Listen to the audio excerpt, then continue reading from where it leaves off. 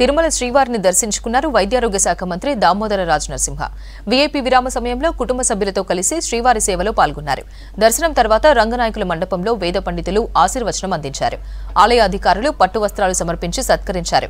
రాష్ట్ర ప్రజలు సంతోషంగా ఉండాలని శ్రీవారిని కోరుకున్నట్లు చెప్పారు.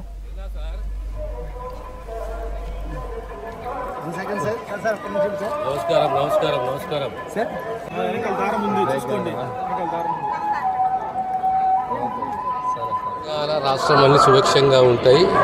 ప్రజలు సుభిక్షంగా ఉండాలి. ప్రజలు సుభిక్షంగా ఉండాలంటే స్వామివారి ఆశీస్సులు ఉండాలి. స్వామివారి ఆశీస్సుల గురించి వచ్చి స్వామివారి దర్శనం చేసుకొని బయలుదేరుతున్నాం. తెలంగాణ చక్కగా ఉంటుంది, మంచి పాలన ఉంది. రాబోయే కాలంలో ప్రజలకు సంక్షేమాన్ని, అభివృద్ధిని తెలంగాణ రాష్ట్రం సంపూర్ణంగా అందిస్తామనే విశ్వాసం, స్వామివారి ఆశీస్సులని నేను విశ్వసిస్తున్నాను. బాగుంటాయి. కాంగ్రెస్కు తెలంగాణలో చాలా బాగుంటుంది. ఈ పవిత్ర స్థానంలో స్కామ్ల గురించి ఎందుకు మాట్లాడదాం మనము?